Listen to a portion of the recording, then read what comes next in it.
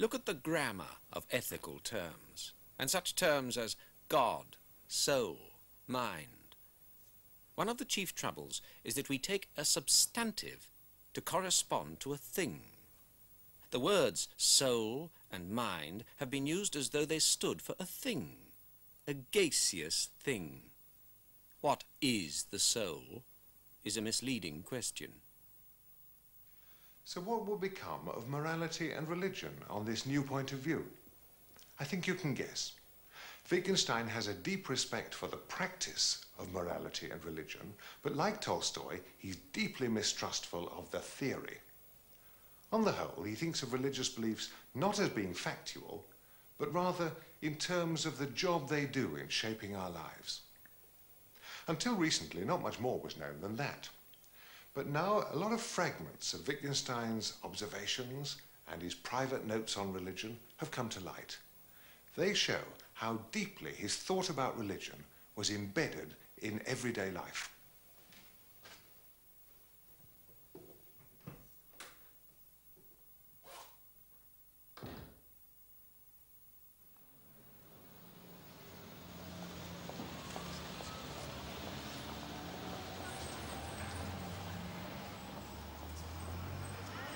One of my pupils, on my advice, has gone to work at Woolworths.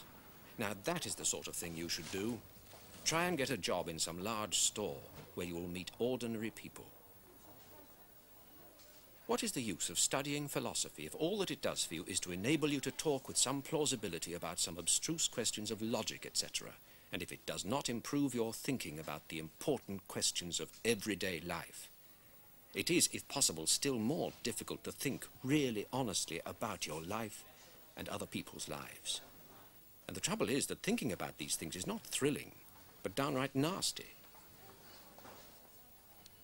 God grant the philosopher insight into what lies in front of everyone's eyes. Not how the world is the mystical, but that it is. To renounce the pomps and vanities of this wicked world. Just think what that would really involve. Who of us today even thinks of doing such a thing? We all want to be admired. St. Paul said, "I die daily." Just think what that must have meant. For all you and I can tell, the religion of the future will be without any priests or ministers. I think one of the things you and I have to learn is that we have to live without the consolation of belonging to a church. Christianity is not a doctrine, not, I mean, a theory about what has happened or will happen to the human soul, but a description of something that actually takes place in human life. For consciousness of sin is a real event, and so are despair and salvation through faith. Perhaps we can say, only love can believe the resurrection. This can come about only if you no longer rest your weight on the earth, but suspend yourself from heaven. Then everything will be different, and it will be no wonder if you can do things that you cannot do now. A man who is suspended looks the same as one who is standing, but the interplay of forces within him is nevertheless quite different, so that he can act quite differently than can a standing man. An honest religious thinker is like a tightrope walker.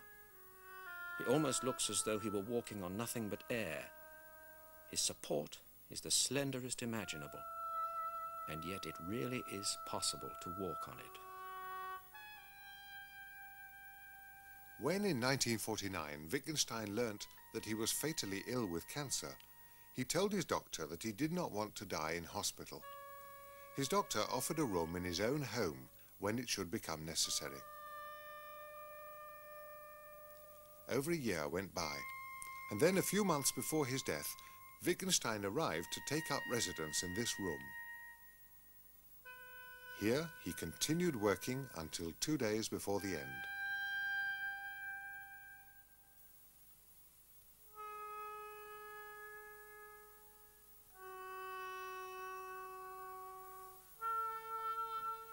Wittgenstein like Nietzsche, was a solitary, passionate and compelling figure. Both of them were tormented by the ultimate questions of life.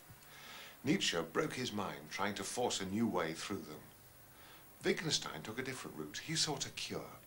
30 years before, he'd written that the answer to the riddle of life lies in the disappearance of the question.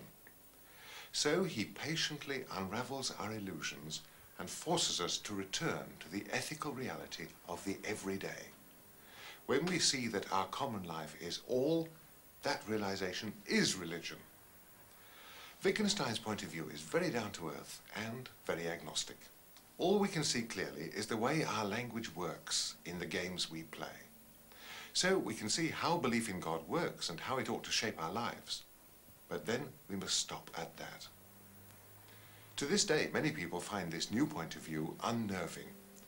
Wittgenstein's so clear that belief in God requires conversion of life, truthfulness, inner integrity.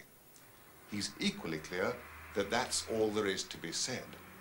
We must be cured of the old, speculative, metaphysical impulse. So what would you call him? Would you say this is religious agnosticism? Or a mysticism of the everyday? Or simply that it is and always was just the truth of the matter?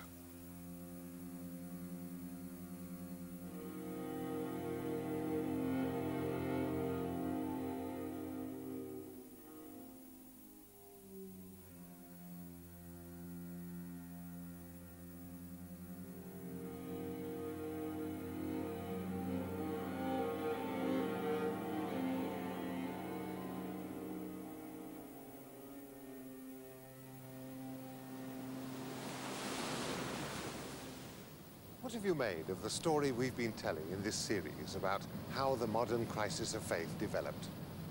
Science first mechanized nature and then embedded us in it. Biblical criticism demythologized the Bible.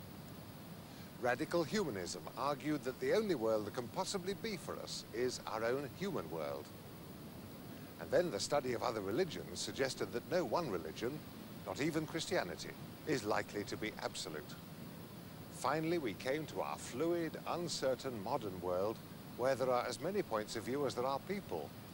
And there seems to be no center anymore, no absolute standard or reference point. Now, to many people, this must seem the story of a long decline, a sea of faith, the tide going right out. As they see it, any faith or philosophy of life must start from a set of big, reassuring answers to the big questions. That's the basis. And when those answers and even the questions begin to look rather shaky, people feel that religion's becoming impossible. I don't agree. Skepticism, as well as certainty, can drive you to faith. We saw that as far back as Pascal. Only it leads you to see religion in a different way, not as a set of grand answers, but simply as a spiritual path. When I look into the void of the modern situation and I see that it's entirely up to me what I'm to make of myself and my life, then I find I need religion to give me a path, to give my soul shape, to give me categories to live by, goals to pursue. I'm a priest in the Church of England, and I practice in a rather traditional way. But when I say the creed, I regard it not as giving me supernatural information, but as showing me a way to walk in. You may not agree, but in a way that's only to be expected. For our whole message has been that in the modern situation, the individual stands absolutely alone with his freedom before the ultimate questions of life. You must decide. We've finished now. It's over to you. 2025, take 8 on the end.